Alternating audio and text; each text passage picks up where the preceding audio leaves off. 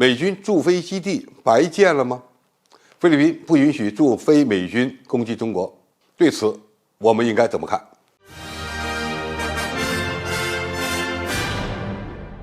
观众朋友，大家好，我是傅延绍。就在菲律宾政府公布4个美军基地的地址之后，由于其中3个基地靠近台湾地区，1个靠近南沙，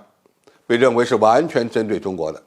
特别是距离台湾岛只有400多公里的一个基地，严重威胁着中国大陆发生武统时的南海到太平洋水道、巴士海峡的安全。一旦美军战斗机和导弹进驻这些军事基地，可以极大地帮助美军建立相对有利的战场态势。对于这些美军基地的性质，菲律宾方面存在着2种说法。一是说，这些美军基地的存在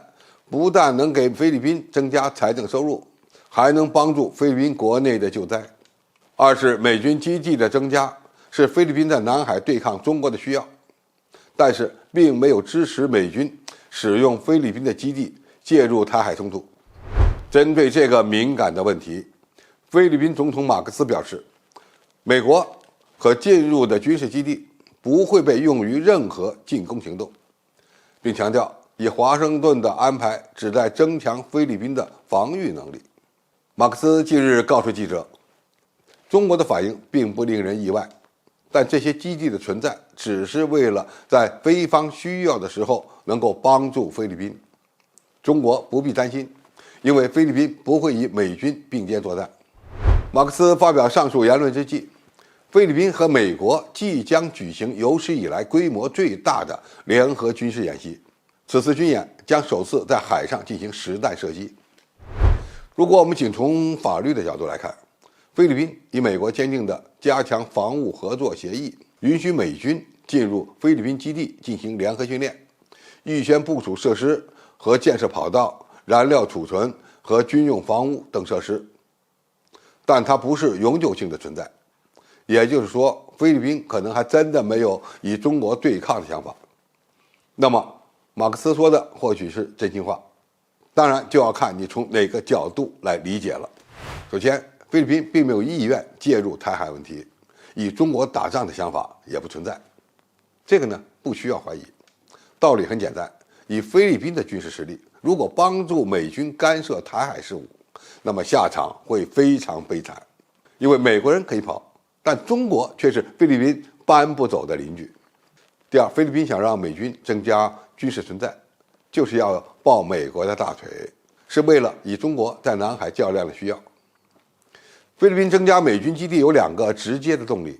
一是这些军事基地可以为菲律宾创造收入；第二，菲律宾的亲美势力仍然想利用美国的力量在南海问题上与中国较量。但是美国增加这些军事基地的目标却是对准了中国，不能说美军就是为了要与中国打仗，而是此举满足了美国推动的印太综合威慑计划的需要。增加在中国周边的军事存在，主要是为了嚇阻中国不要发起武统，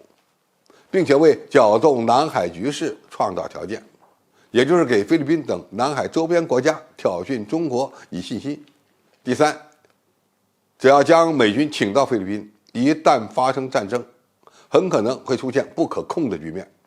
也就是说，如果中美之间真的发生了军事冲突，美军不按照加强防务合作协议出牌，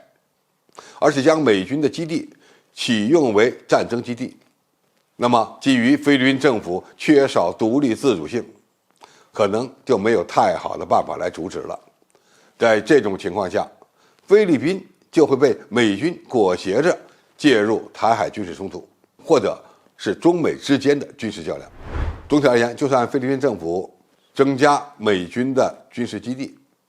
其目的并不是想介入台海冲突，或者是想帮着美军与中国打仗，但是基于菲律宾抱美国大腿的需要，那么一旦发生中美战争，他们就很难摆脱介入战争并且被打残的命运。